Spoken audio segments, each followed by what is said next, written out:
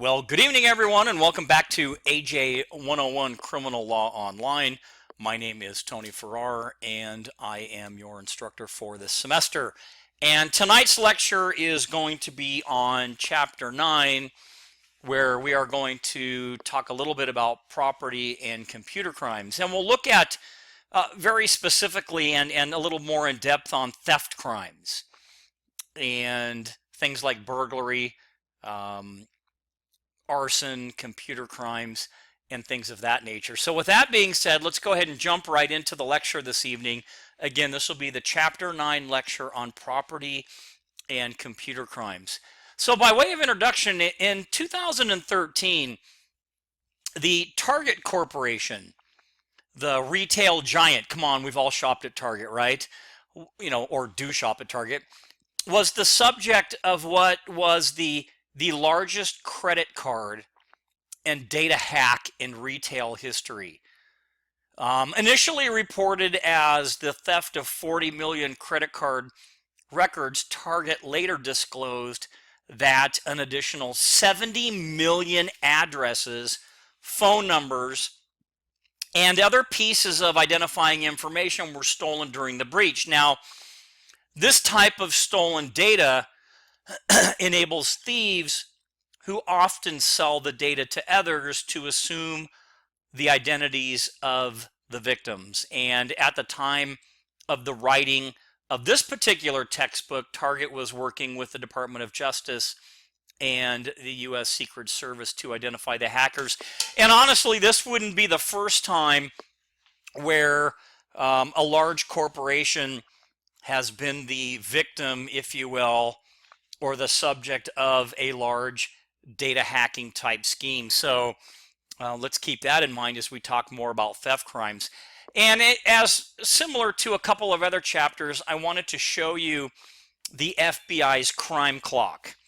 Now, again, the FBI is the clearinghouse, if you will, of all of the Part 1 crime data from all of the states in the United States. And as such, they publish a yearly report on crimes and crime trends, and they also divide it up all the way down to cities. So if you want to see what the crime rate is relating to person crimes and property crimes that are Part 1 crimes in your community, you can do so. But since we're going to talk about thefts, I thought I'd show a couple of different years of property crimes relating to theft or larceny. If you look down at the bottom of this crime clock, which is another thing that the FBI puts out annually to show you the amount of and the frequency, more importantly, of certain crimes across the United States. So a property crime occurred every 3.8 seconds in 2014, and there was one theft every 5.4 seconds, and that's just pretty ugly. In 2015, it was every 5.5 seconds, and then in 2016, which is the most recent data, it looks like a larceny or theft every 5.6 seconds. So that's not good. And, it just kind of goes to show that theft is one of those crimes that is very tough to stop, and it presents many different types of challenges for policing today. So let's jump into theft crimes. Now, theft crimes, along with drug crimes, are the most commonly occurring crimes in the United States, and consequently, police and the courts spend just a lot of time, considerable time, and resources on dealing with theft-related crimes.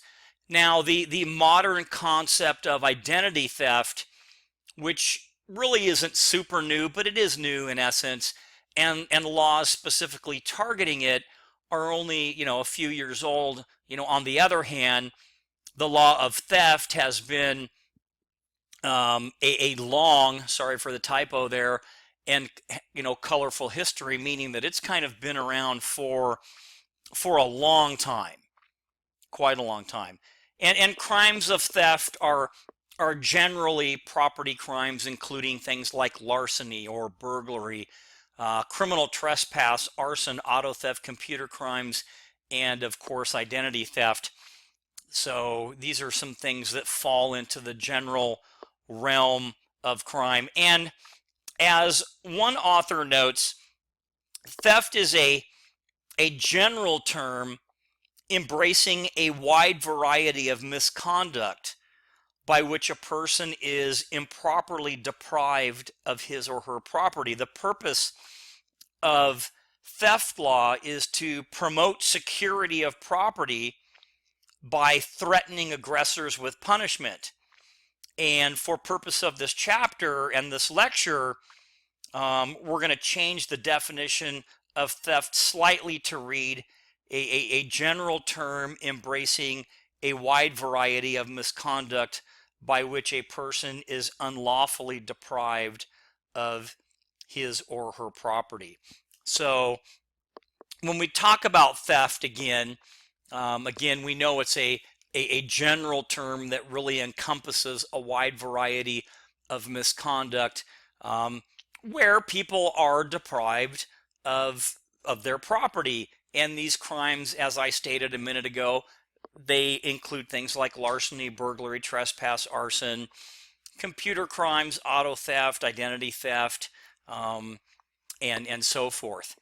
And crimes of theft are also sometimes referred to as acquisitive offenses, the wrongful acquisition crimes, or crimes of misappropriation, because they involve the unlawful acquisition or appropriation of somebody else's property. And, when we look at some different aspects of this, think about it. Have you ever been the victim of a theft before? And it's, whether it's package theft or somebody broke the window of your car or things like this. And while it's not that super big of a thing, it is a crime that, again, causes a lot of issues and takes up a lot of time for policing. Now, the commentaries to the Model Penal Code note that laws defining theft as a crime are the result, again, of a long history of expansion of the role of criminal law in protecting property. And although common law originally concerned itself only with crimes of violence, the law expanded through the application of the principle of trespass to cover all taking of another's property from his or her possession without consent, even though no force was used. So when we talk about this term now called larceny,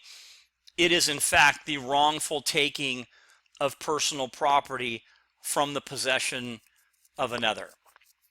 And California gives us a couple of different looks, if you will, on what theft is, and they also separate it out as far as the value of the property taken. So let me go back to larceny before I talk to you a little bit about California. Now, at first, again, only larceny was punished as a crime under common law. Larceny was defined as the wrongful taking and carrying away by any person of the mere personal goods of another from any place with felonious intent to convert them to his own use and make them his own property without the consent of the owner. And under early law, only personal belongings, things like tools or livestock, money, clothes, and other household items could be stolen. Real property, like land, was not subject to larceny, even though it could be temporarily converted for another's use. So, kind of think about that as we're talking a little bit about larceny. Now, the modern trend in some jurisdictions has been to consolidate all acquisitive crimes into a single crime of theft. In such jurisdictions, the consolidated crime of theft includes what had been common law crimes of larceny, embezzlement, obtaining property by false pretenses, receiving stolen property, robbery, extortion, or what they call blackmail and burglary. And other jurisdictions treat each of these crimes separately. So we'll take a look at each of those. And California treats each one of those items separately. Now, if you look on page 277 in your textbook, there's a comparison of property crimes that talk about the crime, the mens rea, meaning like the mind, remember, and then the act. And it walks through each one of those very briefly to show you the difference of those. And that would be a really good chart for you to look at. So California breaks it up, though, as far as theft goes into value. So California, petty theft, which falls under the Penal Code section of 484 or 488, is the unlawful taking of property that is valued at $950 or less. Okay. Under Penal Code 484. Now, when the property taken is valued at more than $950, then they put something else in front of it. They call it grand theft. So, and one obviously is the petty theft section. The less than $950 is going to be typically a misdemeanor, and then the grand theft, which where the value of the property is more, it's typically going to be a felony. So you can see the difference there, separated by a dollar amount. So let's talk a little bit more about that, the subject matter of larceny. Now again, common law required the property to be tangible, and basically excluded intangible property from the realm of larceny. And again, many jurisdictions have created special laws criminalizing the theft of, intellectual property, if you will, and other intangibles. Now, as we discussed earlier, larceny was the first and most basic of the property crimes to develop under common law. And simply put, again, larceny is the wrongful taking of personal property from the possession of another. Now, today, larceny is generally understood as the trespassery, okay, wrongful taking and carrying away, and there's that word asportation again, which means to move, to carry, of the personal property of another with the intent to steal. Now, taken together, these four elements constitute the modern crime of larceny. And almost all jurisdictions have graded larceny by the value or nature of what was basically converted. Some states have several grades of larceny, while others distinguish between grand larceny and what they call petite larceny, kind of like California. So, and the next example would be to talk about, California has the petty theft or the grand theft, and it's based on the dollar amount. So, keep in mind, the carrying away portion, because that's really an important thing. The trespassery, taking and carrying away, is also called asportation, and some jurisdictions have eliminated the requirement that an object be carried away for a charge of larceny to be brought, and others basically have kind of kept it the same. Backing up just a bit, so you know a couple of quick phrases, and I want to make sure I get these in. When we talk about tangible or intangible or even personal property, do we know what those are? Well, tangible property is property that has physical form and is capable of being touched. It's movable property in the sense that it can be picked up and taken away. Now, personal property is anything of value that is subject to ownership and that is not land or fixtures. And so that's the definition for that. Now, intangible property is property that has no intrinsic value, but that represents something of value. Intangible personal property may include things like documents or deeds or records of ownership, stock certificates, computer software, and things like that. So hopefully that kind of gives you a better definition of those three types of property. And again, when we talk about trespassery taking at common law, there could be no larceny unless there was a trespassery taking of property and the taking generally consists of a physical seizure by which one exercises dominion and control over that property in question. So a trespassory taking is merely a taking without the consent of the victim. And consent induced by fraud, just to add something else in there, may constitute trespassory taking as well. So kind of continuing on with what we're talking about here, property that is free and clear of all attachments may still be stolen by its rightful owner if it is in the possession of another. So custody over an item is not the same thing as ownership or possession.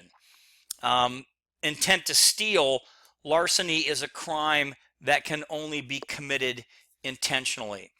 So when we talk about intent to steal, the intent to steal element of the crime of larceny is sometimes said to mean that the offender intends to permanently dispossess, if you will, the rightful owner of the property in question. The offender intends to wrongfully deprive one who lawfully has possession of an item to the continued useful possession of that particular item. And trespassory taking, we talked a little bit about that, but let's look at it again. A taking without the consent of the victim. And under the model penal code and some states, a defendant's intent at the time he or she receive the stolen property or receive the property is irrelevant, and the defendant becomes liable for theft if he or she, with the purpose of depriving the owner thereof, fails to take the reasonable measures to restore the property to the person entitled to it. And I know that there's just a lot of different facts in here and different things that are kind of like overlapping a little bit, but stay with me, because again, that's one of the reasons that this is a very complex thing. While theft seems so simple, there are so many different types. And again, depending upon what state you're in, there are different elements necessary to prove each particular type crime. So what about this thing now called embezzlement? So embezzlement is the unlawful conversion of the personal property of another by a person to whom it had been entrusted by or for to its rightful owner. And embezzlement then is basically fundamentally a violation of trust, because an embezzler already has lawful possession of the property in question. Embezzlement is not a crime against possession, but one against ownership. And the central feature of the crime of embezzlement is what we call unlawful conversion. And although the original taking of possession occurs legally, embezzled property is converted, if you will, to an unauthorized use. So for example, a woman employer gives her money to take to the bank for deposit into the company's account, but the employee takes the money and spends it instead. Well, she's guilty of embezzlement, and one can be guilty of embezzlement only if the embezzled property belongs to another. So, keep those things in mind, but again, it's fundamentally a violation of trust, and this is where the embezzler already has possession of the property in question, and then instead of, let's say in this case, depositing it into the bank, they take it and spend it. So sometimes to be able to embezzle, an employee must occupy a position of financial trust and must be sufficiently familiar with company procedures to steal and to cover up their wrongdoings. And sometimes this is also referred to as what we call white collar crime. Now, here's a really interesting case, and again, I put the link in here. This is the Rialto School District case. And this is a case in which we had a about a 25-year employee working for the school district, and she worked in the accounting department and was able and took in money and was a supervisor actually in the department. And the basically what she did is, as money came in, she would stuff money in her shirt and take some of that out at different intervals, and she did this over many years. So I'd like you to take a moment, if you will, when you get a chance, and look at this video. It's not very long, but it's a case that'll really open your eyes to, you know, how embezzlement works. This person was entrusted by the district to properly fill out forms, deposit slips, and deposit all of this money, and she had access to this money. However, being that she was entrusted with it, she was able to take some of it and to also try to cover up some of the theft that she was involved in. So with that being said, let's talk a little bit about what's known as false pretenses.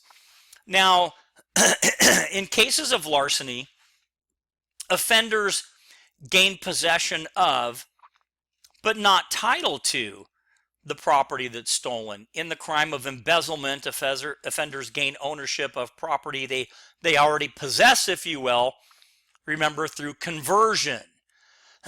Now, the crime of obtaining property by false pretenses, usually referred to as false pretenses, is a form of theft that also involves transfer of ownership or title. So this is basically a means of deception with the intent to defraud. And this crime occurs when the transfer of ownership or the passing of title is brought about by an unlawful and false representation. For false pretenses to be committed, title must also pass to the defendant. If a sale of property occurs, then the title has passed. So a couple of examples. And the three most common defenses to false pretenses are: one, that the victim was too gullible and should have been more aware or wary of the circumstances. Two, the victim suffered no, they call it pecuniary, or financial loss. Or three, there was no intent to defraud at all. So those are some of the common defenses for false pretenses. So again, and there must be an intentional deception. It can't be by mistake. So, because if you look at the section up here, it says knowingly and unlawfully. Well, if it wasn't intentional, then it probably wasn't knowingly. So just keep those elements in mind as we talk about you know, these false pretense categories. Now, forgery. So the legal principles, real quick, underlying the crime of false pretenses extend to many other illegal activities, including those of writing bad checks or credit card fraud or unlawful altering of wills or counterfeiting, and many other crimes through which ownership of property is obtained by fraud. Now, some of these crimes, however, have been separately codified, if you will, by legislative action, and they're worthy of separate mention because they're separate offenses. And one such offense is forgery. And forgery is the making of a false written instrument or the material alteration of an existing genuine written instrument. Forgery is complete when the perpetrator or the suspect either makes or passes a false instrument with intent to defraud. And the gist of the crime of forgery is the actual intent to defraud, and the act of defrauding itself is really not required. The common law crime of forgery, however, included the act of what we call uttering a forged document, and the crime was sometimes referred to as forgery and uttering. And uttering is the the offering or passing or attempted passing of a forged document with knowledge that the document is false and with intent to defraud. So again, forgery is the making of a false written instrument or the material alteration of an existing genuine written instrument like a check. And it's complete when the suspect either passes a false instrument or makes. Now, the elements of forgery, and they're in your textbook, but I'll give them to you here, are as follows. So one is a false signature or a material alteration. 2, signed or altered without authority. 3, of a writing or other instrument that, if genuine, would have legal significance. Or 3, with intent to defraud. And I put a picture in here of a forged document, and you can kind of see it here. This is where a forensic specialist was able to show what was actually there before the ink was at least attempted to be erased, and somebody changed the amount right here from where you can see the 50 to a 100. So that would be, again, altered without authority, because I'm sure this individual did not do that. And then just a little bit on forgery as it relates to money or counterfeiting or things like that. And some jurisdictions have separate sections for counterfeiting. But I wanted to show you 2 different $20 bills. And one of them is a fake and one of them is not. So sometimes it's a lot more difficult, and chances are, if you've worked in retail or fast food or any type of sales, you may have accepted a forged or altered $20 bill or $10 bill. Typically they use $20 bills. Those are the easiest ones to pass. So look at these and see if you could try to figure out maybe which one might be the forgery and which one is the actual real one. And if I can remember at the end of this lecture, I will tell you. And then one other real quick exercise I'd like you to try when you're looking at forgeries and being able to look at different handwritings. And this is what a lot of forensic folks will do when you look at handwriting experts and different types of careers like that, is to try to determine what things have been altered or what 2 things are the same. So what I want you to do is choose one sample from column A and one sample from column B, and you can check to see if you're right. Now I'm going to click on this and hopefully it'll take me to this website. Okay, great. So if you go here and you go to handwriting analysis, you can begin to match these up. And I'll do just one real quick. And I'm not going to try to get it right or not get it right. And when handwriting experts look for things, they might look for very certain things that stand out with specific letters, like maybe this big U. So, or maybe how they do the S. But let's just see if this one matches with this one. And if it does, it'll tell you. Okay, so I was correct. So what a great eye. And actually, I didn't know the answer. But go through this and give yourself a shot to see how well you can do at this type of exercise. It's kind of a cool thing to do. And again, this is the job of a handwriting expert. So let's move on.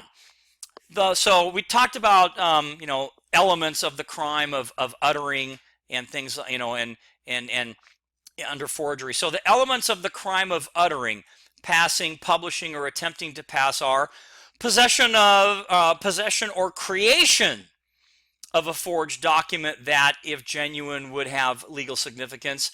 Uttering, passing, publishing, or attempting to pass the forged document with the intent to defraud.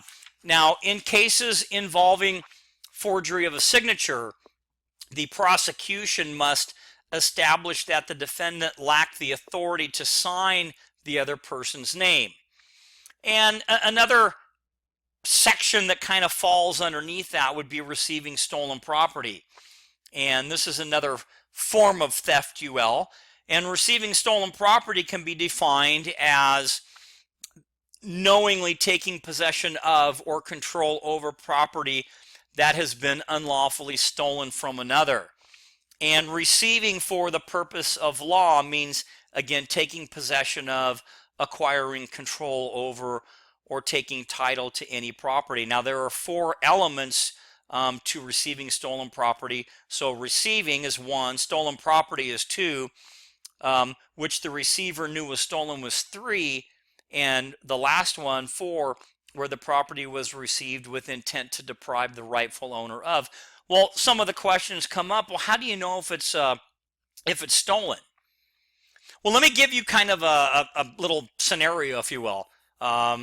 The defendant, again, must know that the property was stolen. So let's say that you're going into Walmart, because that's one of your favorite places, and there's some guy standing outside of Walmart, and it's around the holiday season, let's say Christmas, and he's selling things out of the back of his truck. And he tells you, hey, would you be interested in buying some watches or a watch for somebody for a Christmas gift? And you say, hey, that'd be great. Show me what you got. And he breaks out with a Rolex. And he says, you know what? I will sell you this Rolex for $500. Now, not that I know a lot about Rolex watches, but I do know that the basic one, or at least the one in the photograph that you're looking at, is probably about $9,000. So if you were to buy a Rolex for $500, do you think it's just a great deal that this guy is just giving you the best deal in the world, and he's not, of course, going to make any profit? And of course, another thing to worry about is he's selling it from the back of his car. Or do you think that maybe that watch he has might be either fake or it might be stolen? Now, the average person would probably think, you know what? It is going to be either fake or it is going to be stolen, because no one's going to sell a $9,000 Rolex for $500. So could we use that reasonableness factor that we've talked about in other chapters to show that perhaps the person knew that he was selling stolen property? And the answer would, of course, be yes. So let's move on to other property crimes, and let's talk about robbery. So robbery, well, let's do this. The Federal Bureau of Investigation, the FBI, and we've talked about this, the Uniform Crime Reporting Program. And that's, again, remember, the FBI is the clearinghouse for Part 1 crime statistics, which includes robbery. It classifies robbery as a violent personal crime. And we classify it here as a property crime rather than a personal crime, because the object of the robbery is the unlawful acquisition of property, although it is equally a crime against persons. So I want to tell you, even though the chapter, at least in California, robbery here, we're talking about property crimes, but robbery is a person crime in California, and typically that is how it's reported.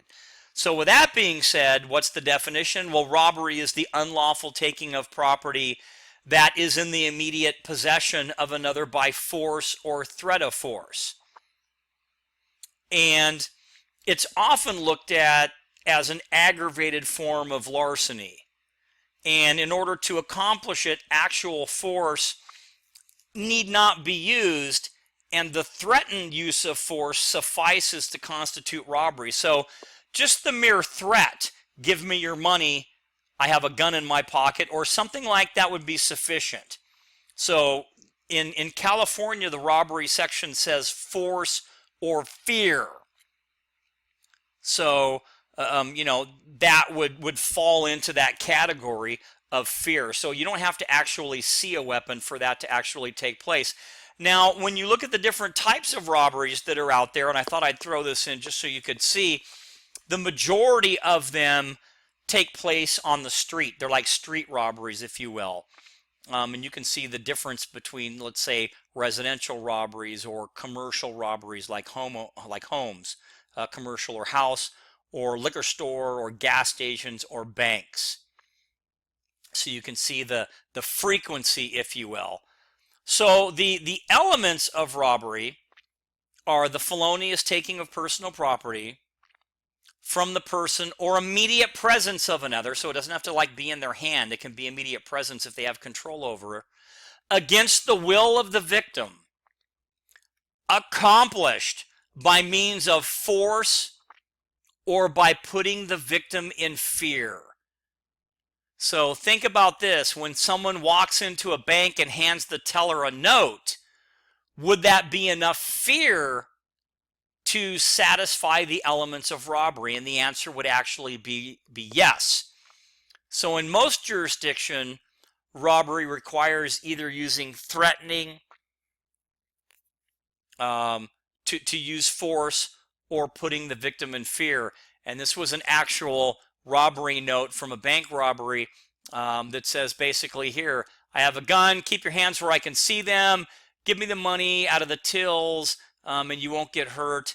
Act normal, make it fast, don't be a hero, I just want the money, okay, hurry up. So, while polite, that still satisfies robbery. And then let's put on our investigative hats for just a minute. Why do you think that typically bank robbers might go into a bank and pass a note instead of use a firearm?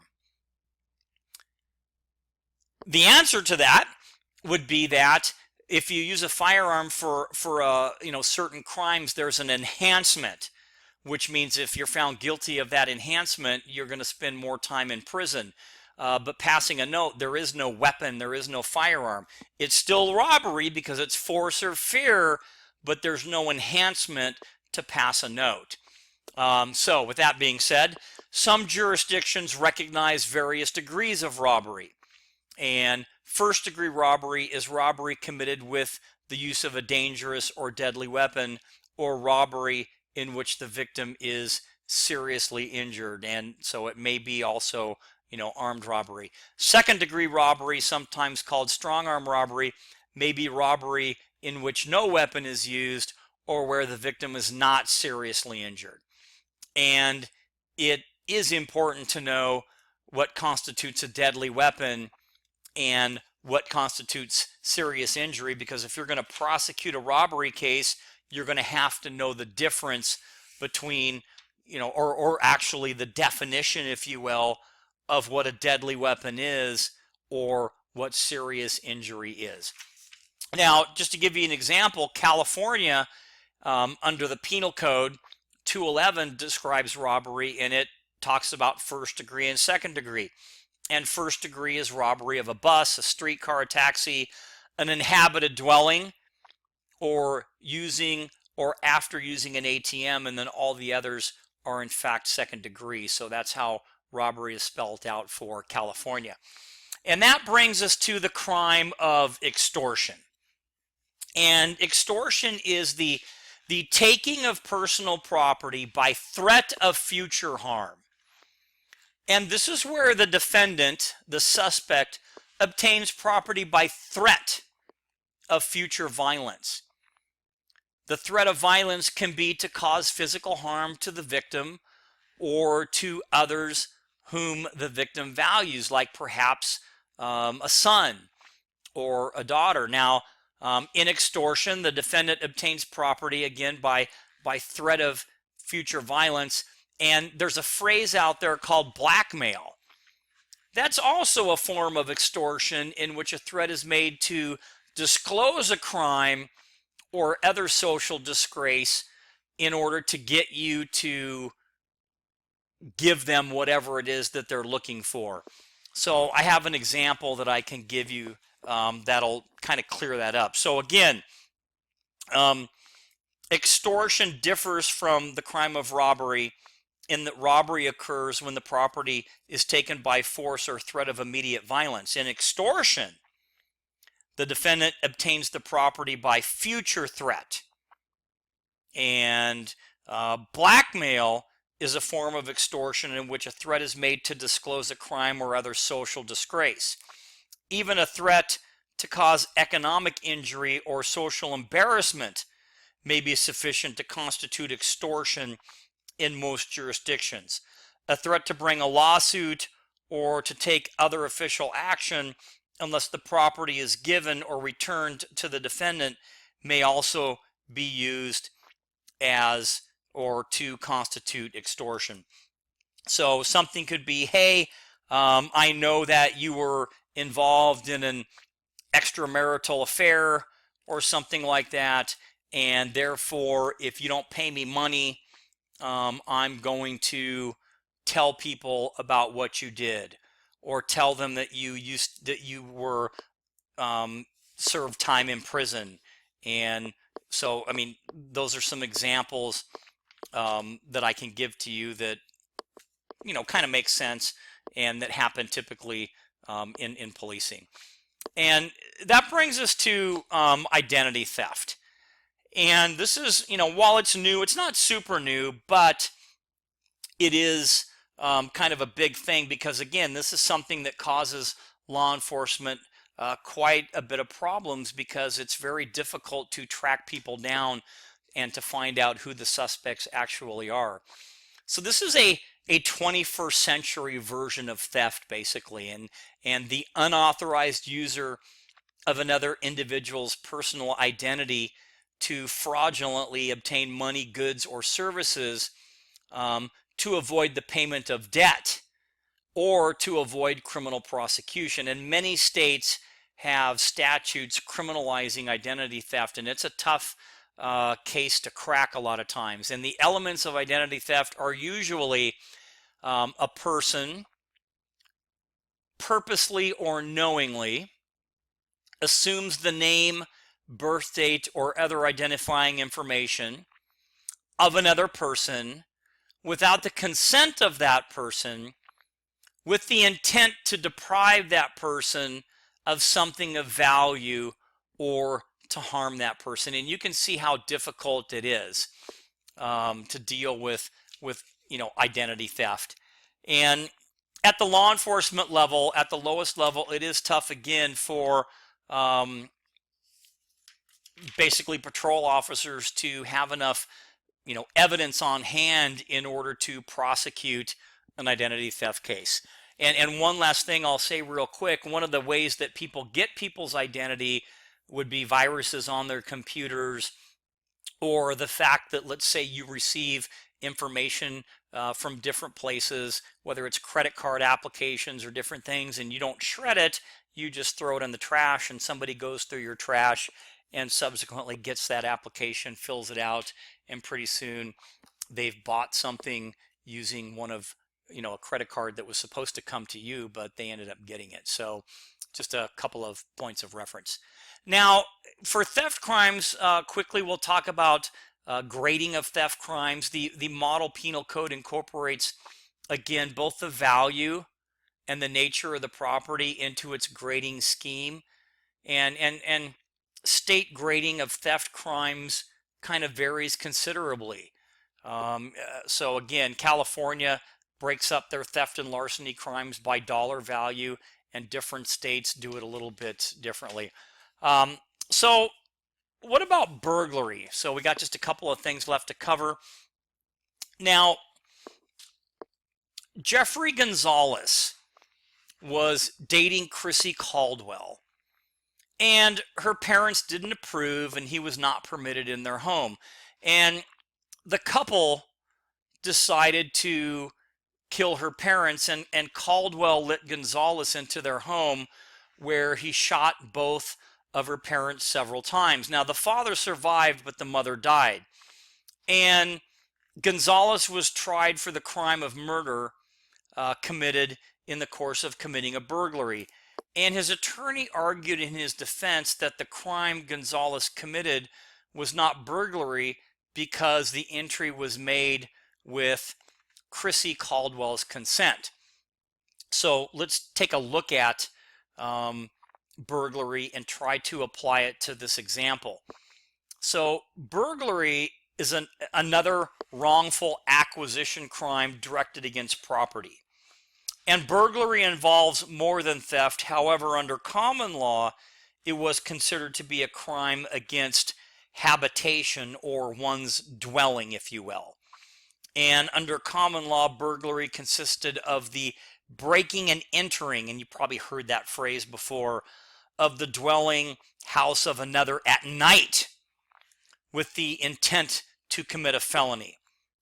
Now, in most jurisdictions today, the crime of burglary is statutorily defined a little bit differently. It's breaking and entering of a building, locked automobile, boat, and so on. And California has a laundry list of things with the intent to commit a felony or any theft. Now, most jurisdictions divide the crime of burglary into burglary in the first and second degree. And burglary in the first degree is burglary of an inhabited dwelling, and all other burglaries are considered second degree. Now, some states maintain the nighttime distinction, and there are a lot of states that don't. So it doesn't have to happen at night. Burglaries can happen in the daytime. And in California, for instance, there is no nighttime distinction. And kind of continuing with that, the breaking requirement doesn't have to be actual damage. The exercise of the slightest force is sufficient. And again, many jurisdictions hold that the application of force to enlarge an already existing opening also satisfies that breaking requirement, whereas other jurisdictions hold that enlargement is sufficient. Now, some jurisdictions have no breaking requirement. So if somebody leaves their window open and there's no screen on it, and someone climbs through the open window, the thought is if they broke the plane of the window frame, okay, where there's no force, but they crawled in, once they have entered and they have that requisite intent to commit a theft or any felony, the act of burglary has actually occurred. And in California law, that is the case.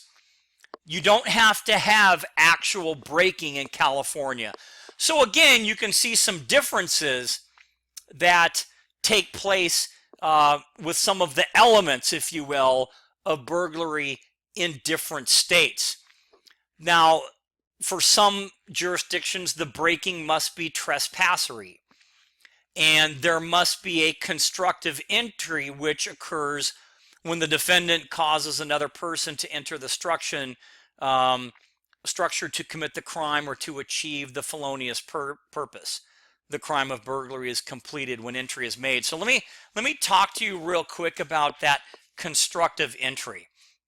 So in addition to breaking, an actual or constructive entry into the structure is required for burglary to occur. And an actual entry is pretty simple to figure out. It's actually where you go in. You walk in, you break in, or whatever. So let me keep on going. Now, the slightest intrusion by the burglar or any part of the burglar's body into the structure is sufficient to satisfy the requirement of actual entry. So once somebody enters and they have the requisite intent, which would be specific intent, then they've committed the burglary. Now, entry can also be accomplished by the insertion of a tool or other instrument into the structure burglarized. So drilling a hole into the floor, for an example, in order to make entry, okay, would be considered entry for the purpose of burglary. Now, a constructive entry occurs when the defendant causes another person or something else, or someone else, let's say maybe they have a robot or something like that, to enter the structure to commit the crime to achieve the felonious purpose. So let's say someone sends in an innocent 6-year-old into the house because the opening is really small and they're to go around and unlock the door. in that particular case, that would constitute constructive entry. So in the crime of burglary, an entry that occurs when a defendant causes another person to enter the structure to commit a crime for a felonious purpose, that would be constructive entry, and that would therefore constitute burglary. So hopefully I kind of made that pretty clear. And that brings us to something called criminal trespass. And this is the entering or remaining on the property or in the building of another when entry was in fact forbidden.